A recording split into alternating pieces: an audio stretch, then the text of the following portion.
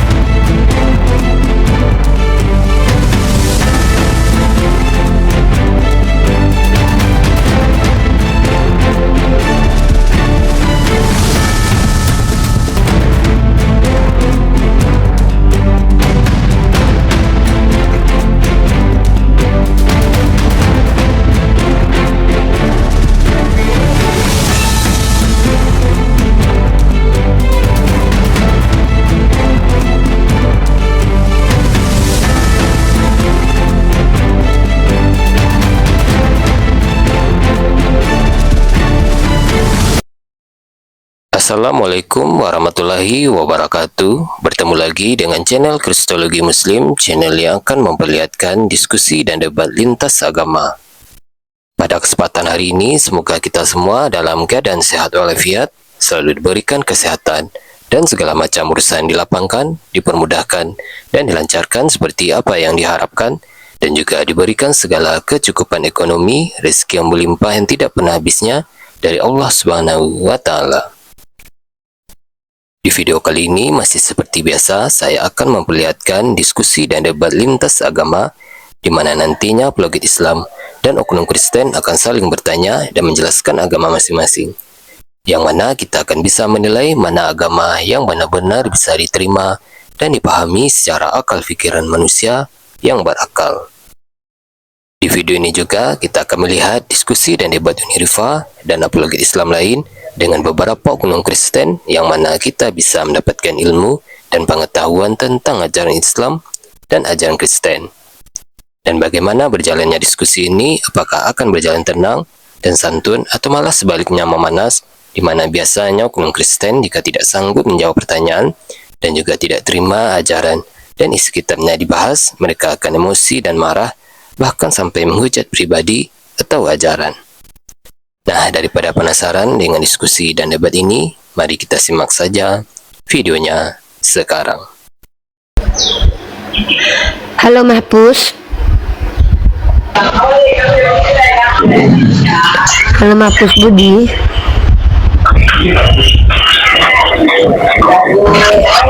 Halo Bang Anas. Ya, halo, assalamualaikum. Agamanya apa Bang? Islam? Ya, Islam. Saya orang Sulawesi. Waalaikumsalam warahmatullahi wabarakatuh. Ya, monggo Adim sampaikan Bang. Ini Pak. Kemarin itu ada saya lihat di TikTok itu antara kita orang Islam sama Oteng itu. Kenapa? Dia apa? Dia katanya itu Nabi kita itu. Gak, kurang jelas Bang, ulang Bang, kurang jelas, saya tidak mendengar dengan baik. Ulangi Bang. Itu kemarin ada saya lihat TikTok antara kita orang Islam dengan Oteng itu. Otengnya bilang Nabi kita itu Nabi pendusta lah, Nabi yang artinya dia kan katanya meninggal baru dalam kubur. Baru katanya kita ikuti. Bagaimana itu bisa diikuti karena dia sudah ada dalam kubur. Makanya itu saya cuma tanggapi itu, misalnya Oteng bilang begitu, sama nabi kita itu. Saya ringkaskan je sikit je. Silakan Abang Milo. Okey. Sejak kapan penentuan seseorang boleh diikuti atau tidak itu ditentukan oleh mati atau tidak? Kan tidak dikenal mana tu. Kalau namanya manusia, dia pasti mati. Jadi kenapa kalau orang yang mati itu tidak boleh diikuti? Tuhan Nabi kita aja semua mati. Tuhan kita aja mati. Yang tak boleh diikut tu kalau Tuhannya yang mati. Namanya Tuhan tapi mati, maknanya dia bukan Tuhan, kan gitu. Itu aja bang, mudah aja. Tidak ada kaitan mati dengan tidak mati. Lepas tu boleh ikut dengan tidak ikut, tak ada kaitan. Iya, kasihan saya lihat kita Islam itu dicocor terus sama itu. Kayaknya itu orang pendeta itu.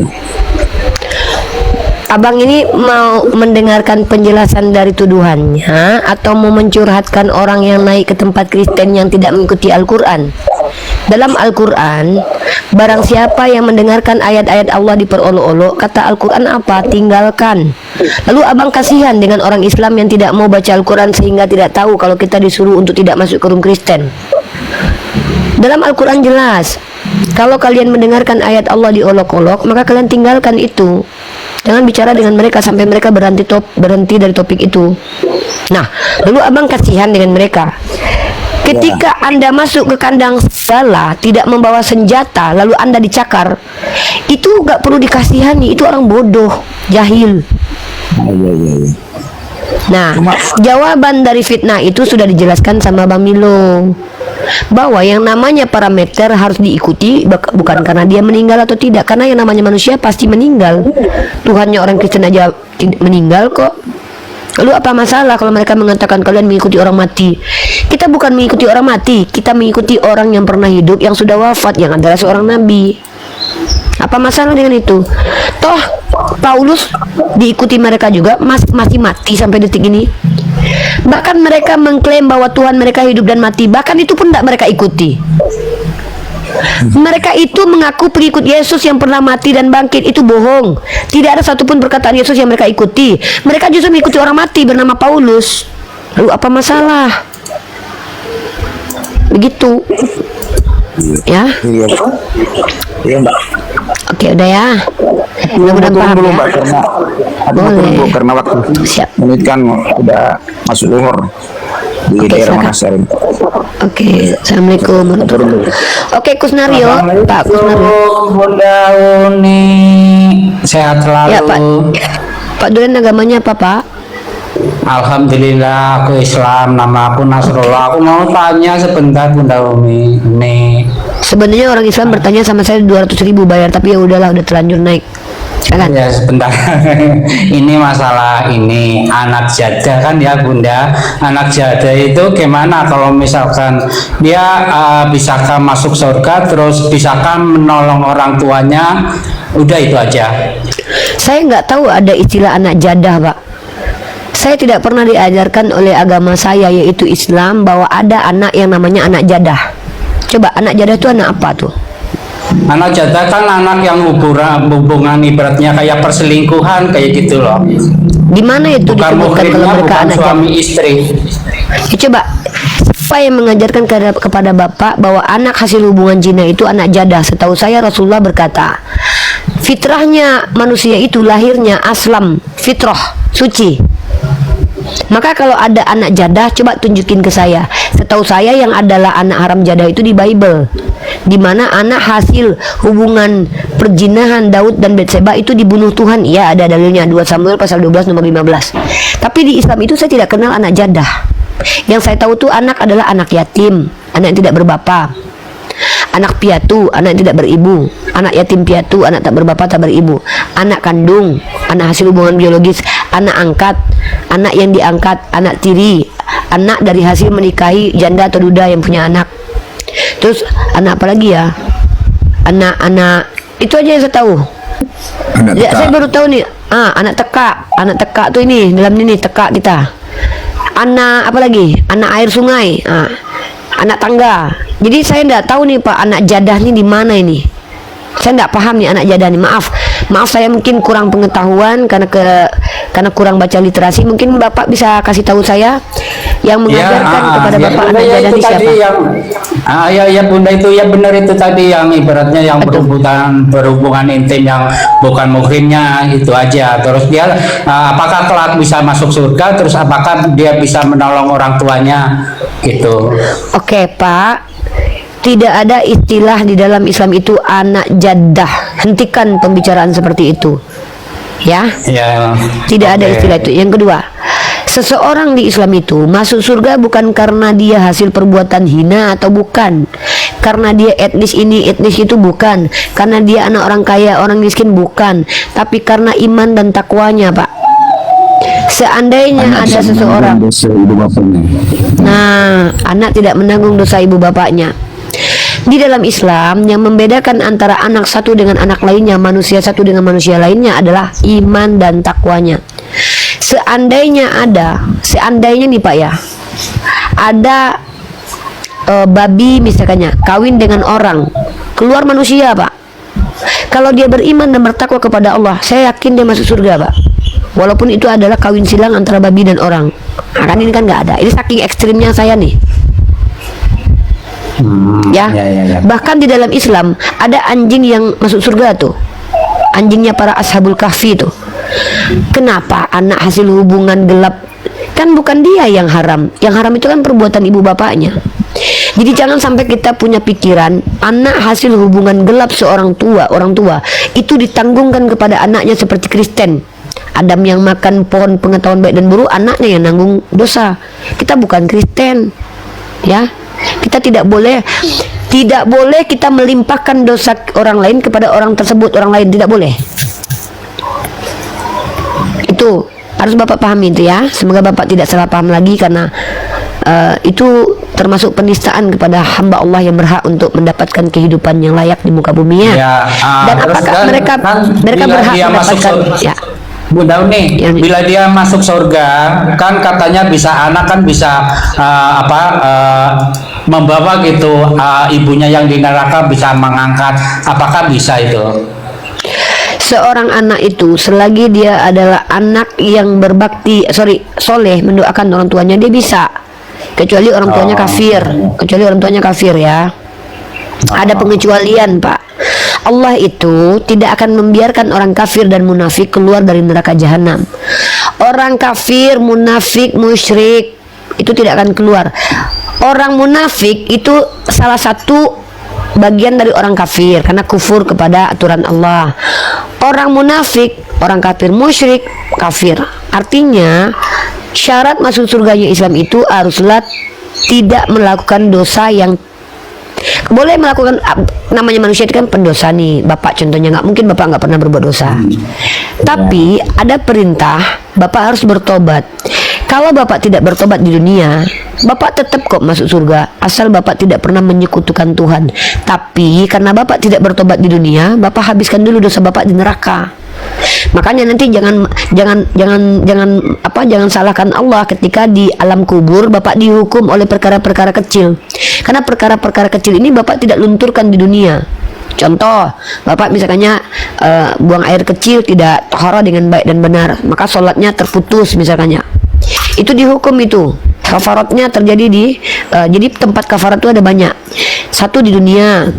Makanya ada orang sakit, ada orang kesusahan, ada orang kena musibah. Itu kafarat. Yang kedua, kafarat di dalam kubur alam barzah. Makanya Rasulullah katakan ada orang yang dihukum karena dia tidak bersih dalam kencingnya. Ada kafarat itu di yaumil hisab. Ketika dia di yaumil hisab disusahkan hidupnya karena dia harus menanggung perbuatannya. Baru nanti kafarat di neraka. Tempat ganti kafarat yang paling menakutkan, yang paling mengerikan, neraka jahanam. Tempat berlaku kafarat yang paling ringan, yang paling mudah, yang paling enak itu di dunia. Apa cara memenuhi kafarat di dunia? Dengan mengganti perbuatan buruk itu dengan amalan soleh. Contoh, ini Rasulullah SAW pernah bersabda kepada para perempuan, wahai perempuan, banyaklah kalian bersedekah karena paling banyak di antara kalian masuk neraka. Rasulullah ajarkan solusi supaya kami ini tidak masuk neraka. Bersedekah.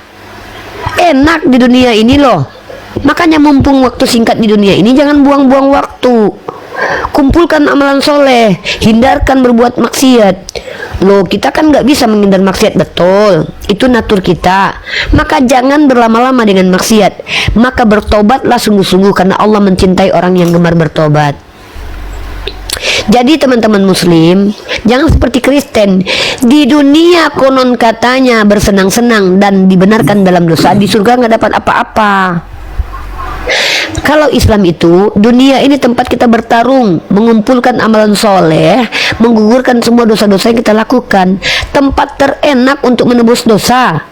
Jangan kalian udah mati nanti, maka ketika kalian di alam barzah, hukuman untuk kalian itu kalian tidak akan bisa pikirkan dan renungkan. Nggak sanggup kalian.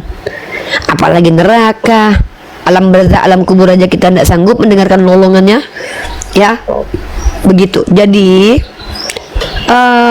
tolong teman-teman Islam, jadikanlah setiap amalan yang kita buat ini untuk mengumpulkan amalan soleh, untuk supaya diridhoi Allah. Niatkan dengan niat baik. Oh, saya kan bukan pendakwah, Uni bukan pendebat kayak Uni, nggak bisa beretorika. Apa yang bisa Anda lakukan? Tap-tap layar. Subhanallah, subhanallah, subhanallah, subhanallah, subhanallah. Dosa kalian lebih pahala kalian lebih banyak daripada aku. Subhanallah, subhanallah, subhanallah, subhanallah, subhanallah, subhanallah, subhanallah, subhanallah. Tap-tap layar. Allahu Akbar, share. Allahu Akbar, Allahu Akbar, Allahu Akbar. Astagfirullah, astagfirullah. Kurang enak apa jadi orang Islam ini ya? Enak kali loh. Di Kristen nggak perlu berbuat baik. Yang penting percaya Yesus Tuhan. Aman kau dibenarkan dosamu itu. Di Islam, Tuhan kita maha adil. Bismillahirrahmanirrahim. Faman ya'mal misqala dzarratin khairan yara wa may ya'mal misqala dzarratin syarran yara. Allah adil. Makanya Allah ciptakan tempat dua, surga dan neraka. Perbuatan baikmu tidak akan dilupakan, tidak akan dihilangkan. Perbuatan jahatmu tidak akan diluputkan. Makanya ada istilah yang namanya kafarat. Jadi kalau seandainya kalian terluka, makanya tertusuk duri pun menggugurkan dosa. Makanya kalau kita dapat sebuah musibah, innalillahi wa inna ilaihi raji'un, dan alhamdulillah. Kenapa bisa jadi itu penggugur dosamu? Ya, makanya kalau dapat nikmat, ucapkan astagfirullah juga. Kenapa? Bisa jadi ini adalah ujian. Bisa jadi ini teguran istidraj. Kok saya bermaksiat enak betul ya? Udah bermaksiat tapi malah dapat duit banyak. Bertobatlah segera. Khawatirnya itu istidraj. Rayulah Allah, memohonlah lagi kepada Allah. Ya, Pak Duren, jangan ulangi ada anak jaddah. Tidak ada anak jaddah. Yang jaddah adalah perbuatan orang tuanya. Oke, baik. Ya kayak gitu aja. Aku ini buat Uni Rafael ini aku nasihatin ini sama ini kawan aku yang berbuat kayak gitu. Aku selalu nasihatin gitu. Aku bilangin. Nah, nanti jangan di sini, jangan di sini. Udah di sini berdua aja, jangan ikut-ikut kami. Kami nggak mau mendengarkan aib orang ya. Oke ya. Oke, mudah-mudahan ini izin. Jangan menasihati orang depan publik, teman-teman. Bisa jadi Anda sedang merendahkan dirinya. Ketika Anda bilang, hei jangan berzina, Anda sedang membuka aib dia bahwa dia ada seorang pezina nanti. Gak usah gitu. Ya, ada orang depan aku misalnya, hei Ripa, jangan kau bersundal. Nah, ini sebenarnya sama saja kalian sedang membukakan aibku. Kalau aku sedang bersundal kan gitu, jangan. Kalau nasihati langsung berdua aja. Begitu kata Imam Syafi'i. Barang siapa yang menasihati kalian depan publik, itu kalian sedang merendahkan orang itu. Kalau tulus menasihati berdua aja, biar nggak tahu orang kalau dia berbuat sundal gitu loh. Gitu ya. Banyak kali yang minta naik, tapi saya nggak tahu nih. Pak Samsuri.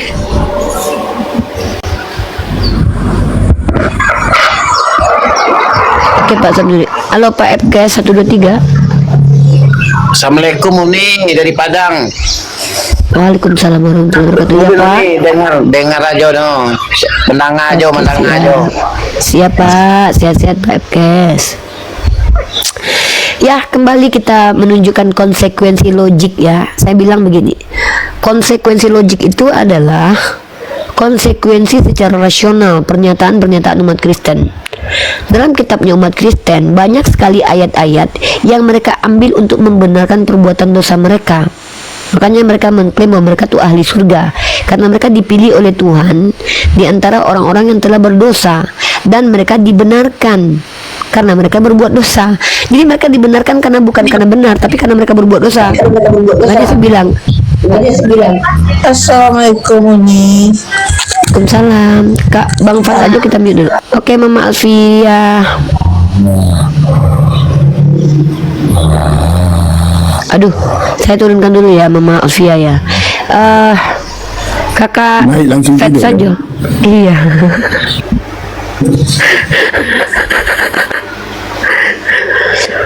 Fat saja, silakan. Halo. Tidur, jatuh ke perut, request naik itu. Kita naikkan dia lagi sedang enak. Tadi malam Oten malah tidur di komal kita.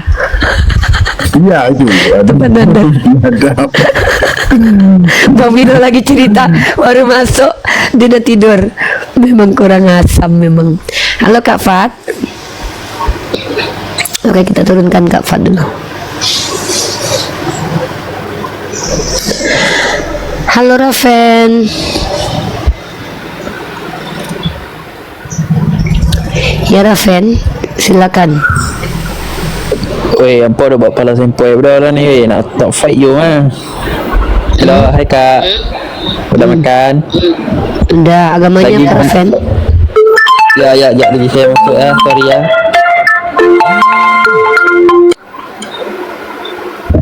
Kenapa Raven? Kenapa Wak? Kenapa Wak nih?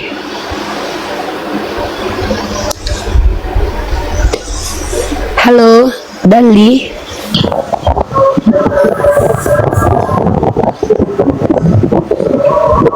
Halo Dali. Gigolo kota saya naikkan. Mending ngomong di sini daripada cari perhatian dari tadi di bawah. Tap layar ya. Naik sini. Saya jambak kamu ya. Silakan ngomong aja. Tak usah tap layar. Sakit jari kamu. Ayo ngomong aja. Pakai mulut. Ayo. Tak capek kah? Copy paste terus. Saya kasihan dengan jari kamu lo. Ayo naik ke sini. Pakai mulut lah bicara. Tap apa namanya copy paste, daripada copy paste mending tap layar. Ya kan? Mau berkata Yesus baik nggak apa-apa. Tap layar tapi rohani X hari. Pengecut di Golo kota. Bukan pengecut, tapi dia sadar kalau dia tidak bisa membantah saya itu. Ya, tapi tak apa-apa lah yang Ini atau berpikir. Dia pikir dari itu. siapa? Dah 1000 kali dia berzikir.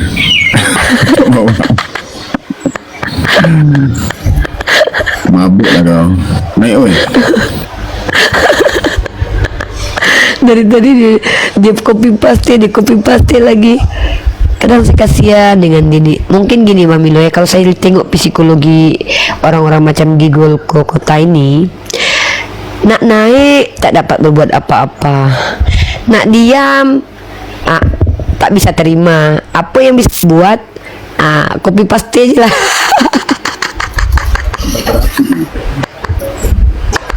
Dah berapi ya tu.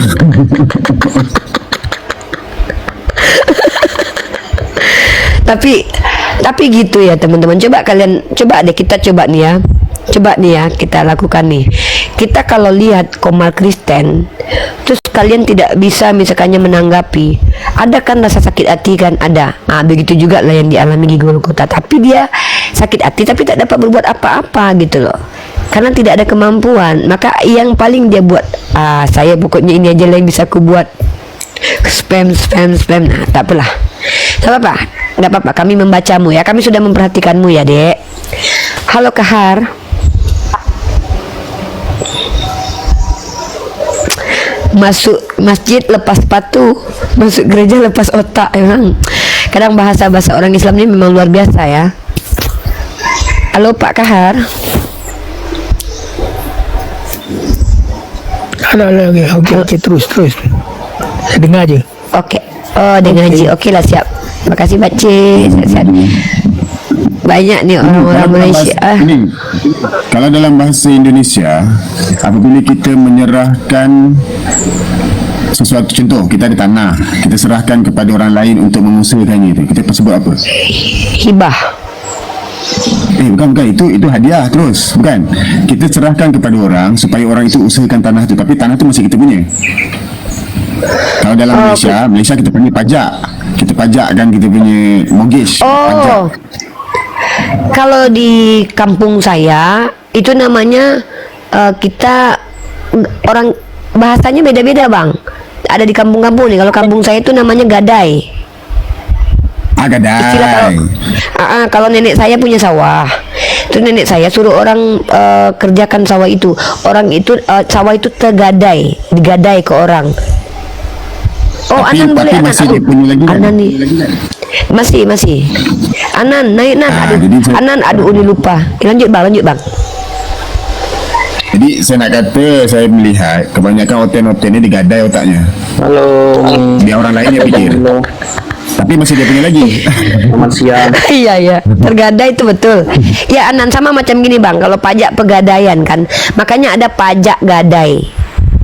Jadi diksi Malaysia dengan Indonesia ini disatukan nih. Pajak gadai. Saya nak gadaikan HP. Saya letak dekat tempat gadai, saya dapat duit. Tapi HP itu punya saya lagi. Tapi HP itu diletakkan tempat gadai. Pajak gadai nama dia. Sama lah betul. Ani Anan ni kemarin pertanyaan dia 2. Dapat 200. Saya tak jumpa lah. Saya belum follow agaknya. Belum follow. Patutlah saya tak jumpa. Nanti saya nak kirim dia 100,000 nih. Berdosa saya nanti gara-gara tak kasih uang Anan, uang hadiah, saya masuk neraka nih. Okey. Anan, silakan Adinda. Ini adalah seorang dari agama Hindu pindah ke Kristen, sekarang lagi belajar agama Islam. Mungkin boleh dengan Bang Milo, dengan saya untuk kita sharing-sharing. Silakan Anan. Ya. Oke Umi. Selamat siang Umi, Bang Milo. Jadi ada pertanyaanku Umi. Jadi kalau belajar ini kan berarti belum tentu kita masuk Islam, atau belajar agama lain belum tentu kita masuk agama itu kan. Ini kan perbandingan aja, perbandingan. Kita berpikir dengan logika gitu, mana yang pas gitu. Bukan berarti langsung masuk. Kita masuk masuk Islam gitu. Seperti abang yang tadi malam kan terlalu gampang itu, siapa tadi yang musyahadat itu. Aku bingung. Itu bohong, itu bohong. Itu bohong itu. Udah terbukti. Jadi kalau yang waras pasti kan betul-betul mengaji sesuatu kan dengan pikirannya kan gitu. Jadi pertanyaanku Mi satu, udah aku nggak mau berdebat karena aku bukan tipe orang yang berdebat Mi. Aku mau dengar aja gitu, masukkan ke logika, renungkan gitu. Pertanyaanku Mi satu, kenapa Umi mati-matian membela Islam, cinta kali sama Islam itu aja Mi. Membela Islam dan membawa orang ke Islam gitu. Pertama, kenapa saya mati-matian membela Islam? Saya tidak merasa sampai mati-matian ya, karena memang sampai sekarang saya tak mati. Artinya saya santai pun. Contoh nih, saya dengan Bang Milo nih, Bang Milo duduk di kursi dia, saya duduk di kursi saya. Saya boleh ketawa, saya boleh tambah gemuk sambil cemil-cemil makanan. Artinya saya melakukan perbuatan yang tidak merugikan saya. Itu dulu nih kita bahas nih, karena diksinya kenapa mati-matian. Saya melakukan ini pertama karena saya punya hak rasional, yaitu boleh menyampaikan pemikiran dan boleh menyampaikan pemikiran saya dan mendapat pemikiran orang lain. Hak prerogatif orang hidup. Kita bukan hewan. Ya, itu. Tapi, bentar nih, ada 3 nih. Lanjut. Di sini saya punya hak punya TikTok. Saya tidak mau menggunakan TikTok ini untuk jualan, karena saya tidak ada bakat. Saya juga tidak mau menggunakan TikTok ini untuk pamer-pamer harta atau ya pargue-pargue, karena bagi saya tidak ada manfaat. Nah, 3 perbuatan itu semua saya lakukan karena ada perintahnya di Al-Quran saya. Dalilnya yang pertama adalah sampaikan dariku walau 1 ayat. Dari sinilah saya bisa menyampaikan apa yang diajarkan Nabi saya 1 ayat. Yang kedua adalah saya diperintahkan untuk ud'u ila sabili rabbika bil hikmah. Apa maksudnya? Sampaikanlah dengan cara bil hikmah. Saya mencoba untuk bisa berhikmah di sini dengan cara diskusi, karena dengan diskusi kita bisa berhikmah. Kalau kita main kelahi kan nggak ada hikmah. Nah, lanjut. Ternyata ketika saya lakukan apa yang ringan, menyenangkan, mendapatkan kemanfaat, itu Allah katakan itu dapat pahala, mendapatkan ganjarannya. Ganjarannya apa? Contohnya gini. Di dalam Islam, orang yang berjalan fisabilillah, berdakwah fisabilillah, itu berhak atas harta umat Islam lain. Contoh saya nih, saya berhak dapat harta Bang Milo tau. Ya, jadi saya untung, saya tidak rugi gini. Pertama, saya debat-debat, diskusi-diskusi. Abang Milo dia punya harta banyak nih. Nah, karena dia ikuti ajaran Islam, maka dia saya nak belikan Unirifa makan ikan goreng lah hari ini. Saya nak belikan Unirifa. Dia dapat pahala, saya dapat manfaat. Jadi saya tak rugi berdakwah, malah untung. Yang selanjutnya adalah apa yang saya lakukan ini sebenarnya juga pertama adalah perintah agama saya. Yang kedua adalah sebagai bukti bahwa saya sebagai manusia mencintai Anda. Anan, saya mencintai Anda. Saya tidak ingin menikmati hidup ini sendiri aja. Saya tahu kalau agama Islam diterapkan oleh kita, maka itu menguntungkan kita dan menguntungkan orang lain. Contoh, ketika saya terapkan ajaran Islam, saya untung. Saya boleh dapat hadiah, zakat fitrah atau sedekah dari orang macam Bang Milo. Bang Milo pun ketika menjalankan itu duitnya bertambah banyak. Dan kami tidak susah. Dan kami dapat pahala lagi di surga. Allah ridho lagi kepada kami. Kami juga bermanfaat untuk orang lain. Artinya apa yang kita lakukan dalam konteks amalan soleh di Islam itu bermanfaat buat kami dan bermanfaat buat orang lain. Makanya saya lakukan ini karena ini memang menguntungkan saya. Terus sekali lagi Allah berfirman dalam Al-Quran, barang siapa yang membela agama Allah, maka Allah akan kukuhkan kedudukannya. Karena Allah mencintai orang yang lebih berilmu daripada ahli ibadah. Allah mencintai ahli ilmu, apalagi ahli ilmu yang beribadah, beramal. Maka Adnan, kami ini perintah manfaat, tak mau rugi. Kami tak mau setiap gerak-gerik tubuh kami, setiap ucapan kami ini sia-sia di dunia. Kami mau dapat untung. Dan juga kami juga ingin Anan beruntung. Makanya kami bagikan keberuntungan ini kepada Anan dalam acara debat lintas agama ini supaya Anan selamat. Nah, itulah kenapa saya lakukan. Kita tanya Bang Milo lagi nih. Kenapa Bang Milo boleh berkontribusi dalam hal ini? Okay, bismillahirrahmanirrahim. Raditu billahi rabba wa bil islami dina wa Muhammadin nabiyya wa rasulah. Subhanaka la ilma lana illa ma 'allamtana innaka antal alimul hakim. Rabbi shrah li sadri wa yassir li amri wahlul 'uqdatam min lisani yafqahu qawli. Sesungguhnya Maha Suci Tuhan, tidaklah aku tahu, kami tahu melainkan apa yang Allah ajarkan kepada kami. Sekiranya Allah tak ajarkan, apa pun kami tak tahu. Semoga lisan saya dilancarkan untuk menyampaikan kepada Abang Anan. Saya kira Abang Anan ni orang yang berfikir secara logik dan orangnya cerdas. Saya nampak tu dari semalam kita berbincang, saya nampak okey, fikirannya logik. Saya suka orang-orang yang logik. Saya suka orang-orang yang menggunakan akal fikiran yang diberikan oleh Tuhan. Okey, baik. Pertama sekali, mungkin soalannya kenapa Uniriba ini sanggup menghabiskan masa setiap hari, sanggup berdiskusi siang, malam, pagi, petang sampai rasanya Uni ni kalau tak tidur dia debat lah ni. Kalau dia tak debat tu tidur lah tu. Seolah-olah begitu. Ataupun dia solat. Jadi di mata Anan ni seolah-olah Uni ni melakukan sesuatu yang betul-betul sangat berharga. Tapi kenapa Uni seyakin itu? Kan begitu. Okey, sekarang saya nak sampaikan dari saya punya suara saya jelas ni?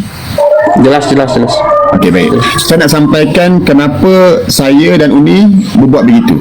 Okey, jawapan yang simple, tapi sebelum saya uraikan jawapan dia yang mudah ialah kerana saya yakin Islam ini benar-benar agama dari Tuhan pencipta alam, pencipta langit dan bumi. Itu. Okey, jadi persoalannya bagaimana saya yakin? Okey, saya bahagikan ni untuk pengetahuan Anan ya. Kalau bagikan pemahaman konsep tentang Tuhan itu, saya bagikan kepada dua bahagian. Yang pertama, menyedari bahawa Tuhan itu ada dulu. Itu dulu. Sebab sebelum kita nak menyembah Tuhan, kalau kita tak yakin Tuhan itu, macam mana kita nak sembah dia? Sebelum kita nak ikut perintah seseorang atau perintah sesuatu, kalau kita pun tak tahu dia ada atau tidak, macam kenapa kita nak ikut perintah dia? Contoh ni, saya dapat satu surat mengatakan saya diperintahkan untuk melakukan sesuatu daripada Perdana Menteri bernama Uniriba. Kalau saya terus ikut, bodohlah saya, sebab tak ada Perdana Menteri nama Uniriba.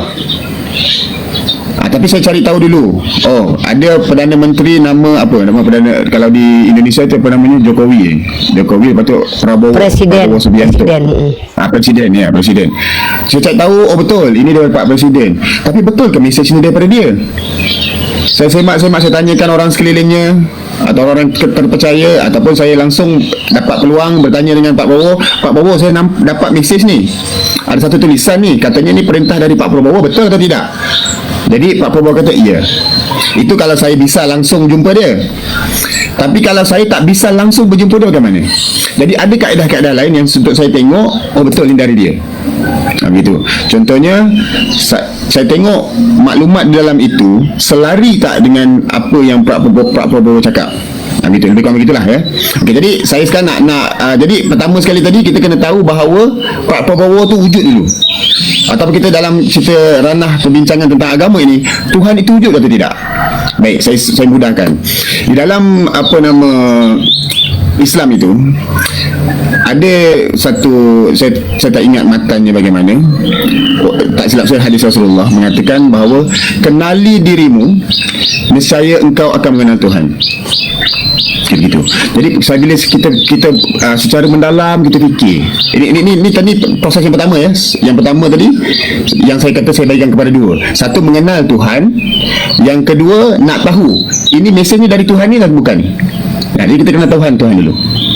Okey. Selari atau selara bawah tu, betul. Okey, baik.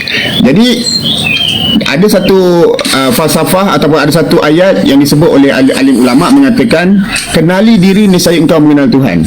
Baik, macam mana cara nak mengenal diri? Cara saya mengenal diri, saya melihat muka saya di cermin. Ketika saya melihat muka saya di cermin, apa yang saya nampak?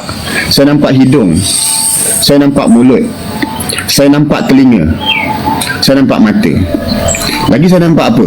Saya nampak ada alis di sini, ada dahi, di atas ada rambut. Okey, kalau saya lihat Quran surah Fusilat, bang. Dalil Quran surah Fusilat ayat 53, kami akan memperlihatkan kepada mereka tanda-tanda kami di segenap ufuk dan pada diri mereka sendiri. Ya, itu ada tu. Tapi nanti kita belum pergi ke Quran dulu ni. Kita nak mengenal dulu ni. Okey, saya sebentar bang, sebentar. Berarti ketika kita melihat diri kita udah melihat Tuhan gitu. Bukan. Kita mengenali diri kita, nescaya kita akan mengenal Tuhan. Okey, bagaimana caranya? Ni saya mau terangkan ni. Ya. Okay. Baik. Ni, saya lihat muka saya ni, saya ada alis di sini. Okey. Alis mata saya ini susunan terletaknya betul-betul dari hujung mata sini. Ni kan mata ni bawah ni. Dari hujung sini sampai ke hujung sini. Betul-betul ni alis ni. Kemudian ada lengkuk di tengkorak saya ni. Betul-betul bentuknya tu sangat-sangat rapi. Kalau kita fikirkan, apa guna kita punya alis? Ini supaya kalau ada peluh dari atas jatuh, tak langsung masuk ke mata. Kalau masuk ke mata, susah kita. Mungkin Abang Anan pernah ada pengalaman, kalau peluh masuk mata, dia punya pedihnya terlalu pedih, ya. Jadi, rupanya alis ini ada di sini supaya kalau peluh jatuh, dia jatuh terus cantik, lalu ke tepi sini, jatuh ke bawah.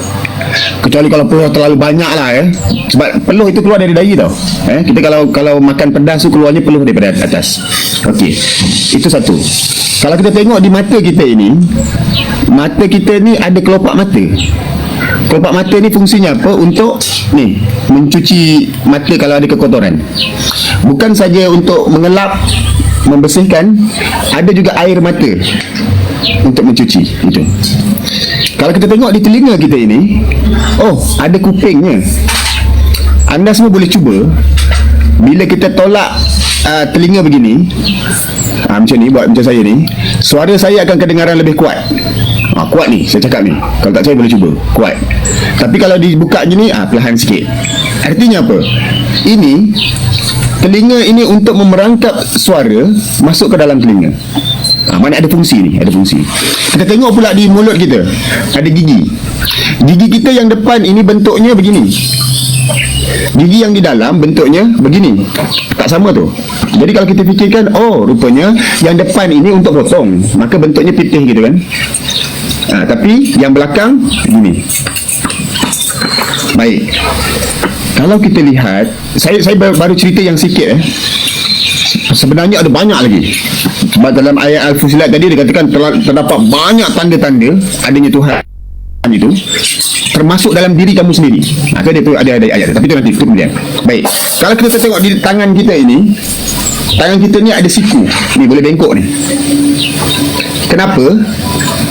Siku ni betul-betul boleh buat kita masuk mulut untuk makan. Kalau ini tegak aja ni, tak ada siku ni, saya terpaksa suap Abang Anan terpaksa suap saya, sebab saya tak boleh masukkan sendiri makanan dalam mulut saya. Ini artinya apa, Abang Anan? Ciri-ciri yang betul-betul spesifik, ciri-ciri yang sangat-sangat teliti, ini membuktikan bahawa kita ini dicipta. Abang Anan setuju atau tidak? Abang Anan? Setuju bang. Jelas dan nyata kita ini dicipta. Kalau kita tengok hidung kita ini, kenapa dia pandang ke bawah? Kerana hujan dari atas. Kerana kalau kita tengok buaya itu hidungnya ke atas. Sebab apa? Ketika dia dah menyelam dalam air, bila dia nak bernapas untuk ambil udara di atas, udara itu ada di atas, maka bila dia naik terus langsung boleh bernapas. Jadi begitu.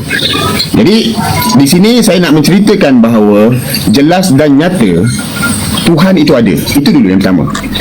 Okey. Abang Anan setuju tak bahawa Tuhan itu ada? Setuju bang, setuju. Baik. Tidak boleh sangkal, betul? Ya. Okey, baik. Sekarang persoalannya, Tuhan kita yakin ada ni. Kita ni diciptakan. Maka sekalaulah saya ini perlu patuh, saya akan patuh kepada Tuhan yang menjadikan saya. Tuhan yang menjadikan alam ni. Kalau kita kaji alam ni pun kita nampak ni, alam ni diciptakan dan sebagainya. Saya tak mahu patuh kepada Tuhan yang lain. Kalau dia bukan menjadikan saya, go out. Aku tak mahu kau. Get out. I don't want you. Kita cari Tuhan yang menjadikan saya ni. Okey. Jadi ada sekarang ni banyak agama yang mengklaim, yang mendakwa mereka membawa risalah, mereka membawa pesanan dari Tuhan yang mencipta kita. Betul tak, Abang Anan? Kan? Ya, ada banyak agama ni.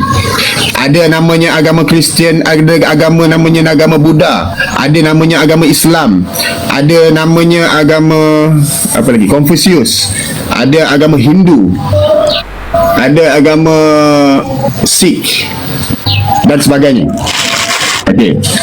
Jadi antara yang banyak-banyak ini, kita nak tahu ni, mana yang betul-betul dari Tuhan ni? Kalau ada 10 agama semuanya sama, okey, itu maknanya fix lah ni, memang ni semua dari Tuhan lah ni. Tapi kerana berbeza-beza, ada ini cakap lain, ini cakap lain, ini cakap lain, ini cakap lain, banyak ni beza. Jadi saya nak tahu betul-betul dalam banyak-banyak agama ini, mana satu yang betul-betul dari Tuhan yang ciptakan saya ni, yang buatkan hidung saya, buatkan mata saya, yang teliti dengan telinga saya ni, semua ni, rambut dan sebagainya ni. Itu nak tahu. Okey, sebelum tu, apabila Abang Adnan mengakui bahawa Abang Adnan itu dicipta sama seperti saya, dan Abang Adnan mengakui kewujudan Tuhan, maka Abang Adnan sudah sampai satu keyakinan, iaitu Tauhid Rububiyah. Abang Adnan mengakui sudah ada Tuhan. Okey, itu sudah selesai. Maka sekarang saya nak pergi ke Tauhid Uluhiyah. Tauhid Uluhiyah ni mengetahui mana satu mesej atau pesanan yang betul-betul dari Tuhan yang menjadikan saya ni. Baik, saya ibaratkan begini bang. Ada satu handphone. Okey. Ada satu handphone ini terletak di atas meja atau dijumpa di tengah jalan. Kita tak tahu ni siapa punya ni. Tiba-tiba datanglah 7 orang mengaku, itu handphone tu aku punya. Gitu. Jadi antara 7 orang ini, macam mana kita nak pastikan dialah pemilik handphone itu? Kita boleh uji, betul? Betul tak Abang Anan? betul. Satu, saya tanyakan kepada dia, kalau betul, kalau engkau di pihak yang benar, kalau betul handphone ini kau punya, tolong tunjukkan passwordnya, kau buka sekarang. Mungkin gitu. Ataupun tolong letakkan cap jari kau di sini, terbuka tak handphone tu, kan gitu. Okey, tetapi boleh jadi ada orang yang dah curi-curi tengok password, kan gitu. Maka kita tanyakan kepada dia, kalau betul kau orang yang benar, handphone ini kau punya, tolong berikan apa rahsia yang ada di dalam handphone ini. Contoh, dalam folder terkini itu ada gambar apa? Ada tak gambar muka dia? Ataupun dia boleh kata dalam dalam nota catatan itu dia ada mencatatkan tentang catatan resepi nasi lemak, katakan gitu. Dan kita membuka, oh ya, ada resepi nasi lemak, gitu. Jadi orang yang boleh menceritakan dengan tepat apa yang ada dalam handphone ini, maka wajar kita kenal pasti dialah pemilik handphone ni. Setuju tak Abang Adnan? Setuju. Baik. Ya, setuju. Sekarang ini ada 7 agama yang mendakwa Tuhannya menciptakan kita. Betul? Betul. Contoh tadi saya bayangkan 7 orang kata ini handphone dia, kita nak tentukan siapa yang betul. Maka siapa yang tahu rahsia handphone ini, maka dialah orang yang benar. Maka sekiranya ada 7 agama yang mengatakan bahawa dia yang menciptakan manusia, dia harus tunjukkan rahsia ciptaan manusia, barulah dia orang yang benar. Setuju atau tidak? Ya, setuju. Setuju. Baik. Saya tunjukkan satu. Saya boleh tunjukkan beratus, tapi saya tunjukkan 1, 2, 3 sedikit demi sedikit ya. Kita pergi yang pertama dalam surah surah apa itu sebentar ya.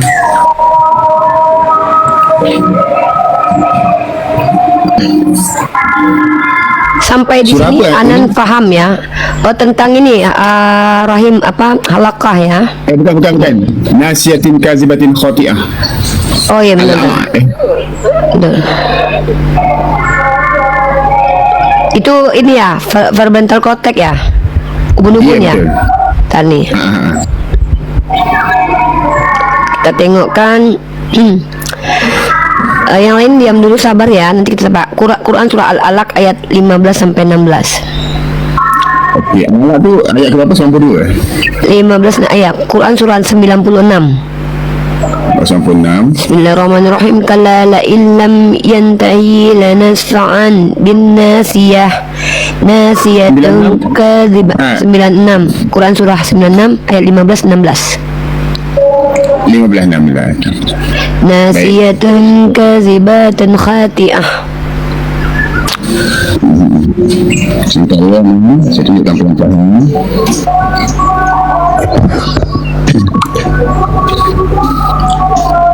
Anan boleh cek kok Qurannya. Quran surah 96 ayat ke-15 dan 16.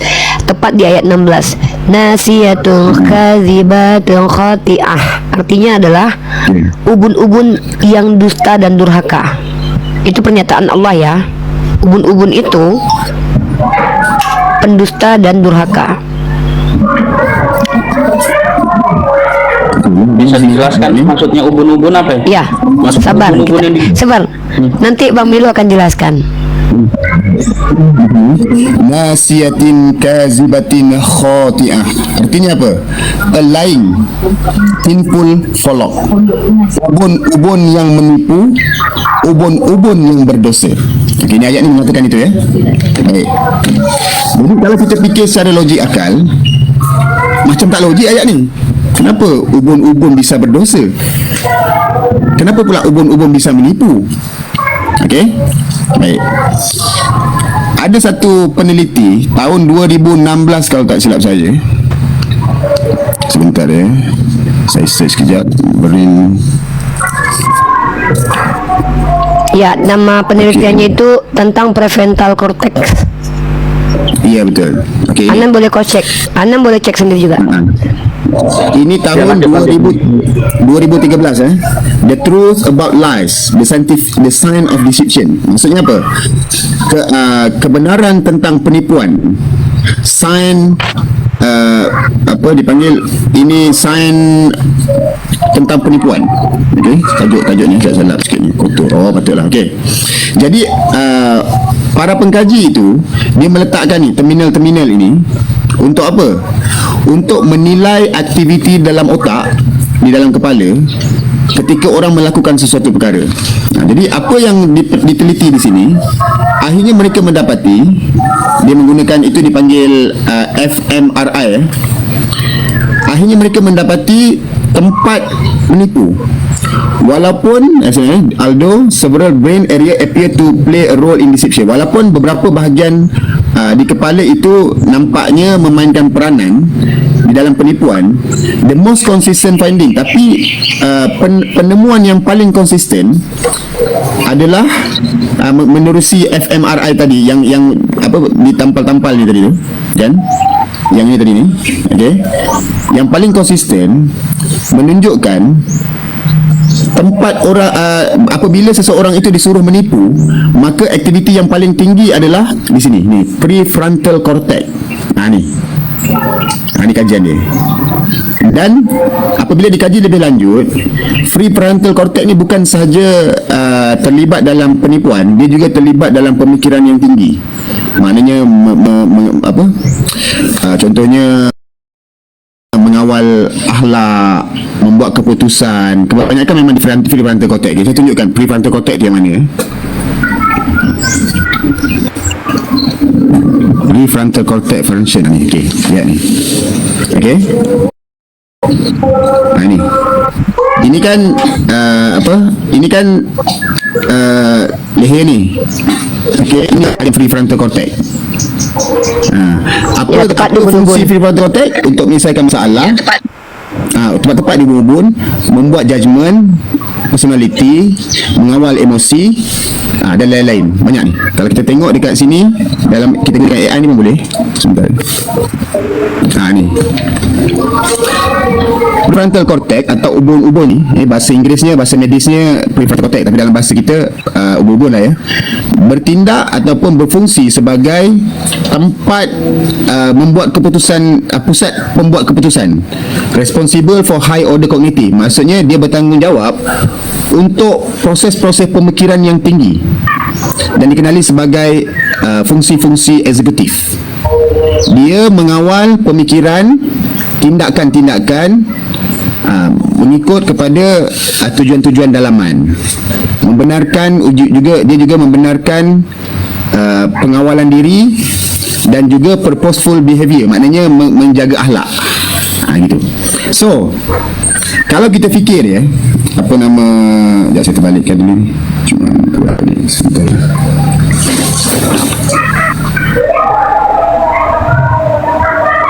Bisa apa enggak ni? Muka saya hilang. Ya, poinnya Anan, Bang Milo sedang menunjukkan bahwa ketika Al-Quran mengklaim Allah menyebutkan sesuatu, ternyata itu betul-betul sesuai dengan realitas. Maka Allah adalah Tuhan yang mengetahui ciptaannya, maka dialah Tuhan yang benar. Karena kalau ada informasi yang disebutkan tapi tidak terbukti, itu bisa jadi datang dari manusia yang menipu. Maka mustahil Nabi Muhammad tahu bahwa prefrontal cortex itu bisa membuat manusia mengambil keputusan secara medik, diakui kemudian. Kenapa saya punya ini tak hidup? Nampak bang, nampak. Abang kita nampak. Kamera abang balikkan. Abang balikkan kamera, balikkan kamera. Sebentar Umi sama Bang Milo. Sebetulnya aku nggak mengarah ke sana sih, nggak mengarah ke pembahasan itu, tapi nggak apa-apa, itu jadi pelajaran juga untuk aku. Tapi yang ku kamera, bentar. Oke. Bentar. Bang Milo, kalau buka kamera, ada tanda balik kamera begitu. Ada tanda balik kamera. Tuh. Oke, itu dia. Udah clear. Abang Milo sudah balik kamera. Oke, Anan, silakan Anan. Tadi Bang Milo sedang melakukan pembuktian bahwa kesepakatan Anan dengan Bang Milo sepakat bahwa kalau ada orang yang mengetahui isi HP, maka dialah pemilik HP itu. Dan Bang Milo menganalogikan itu bahwa bumi ini dimiliki oleh Tuhan yang benar, yang tahu isi bumi ini seperti apa. Yang pengetahuan itu hanya boleh dia aja yang tahu. Ternyata kita diberitahukan bahwa prefrontal cortex adalah tempat menipu, alat yang bisa membuat manusia menipu. Kalau dicabut itu manusia tidak bisa mengambil keputusan. Makanya Allah katakan bahwa prefrontal cortex atau ubun-ubun ini adalah penipu. Nah, bukan cuma itu sebenarnya. Kalau ada orang bilang ini, itu kan cocokmologi. Banyak sekali ayat yang bisa kami tunjukkan. Kalau memang cocokmologi, kok bisa cocok? Hebat kali kan gitu. Silakan Anda lanjut. Oke, Umi. Satu pertanyaanku. Jadi di zamannya Nabi Muhammad itu di abad sebentar. Sebentar, Nabi Muhammad itu ada di abad ke-67. Sebentar, Abang Milo, Ya. suara mendam.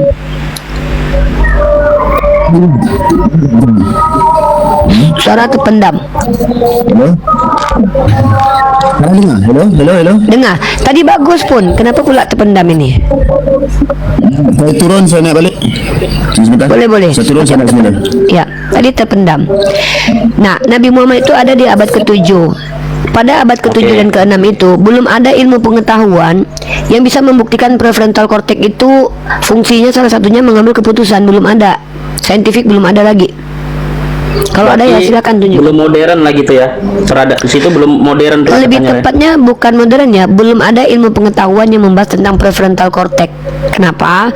Karena prefrontal cortex ini baru ditemukan tahun-tahun 2013 ya. Tadi tahun berapa kata Bang Milo itu? Ya. Oh.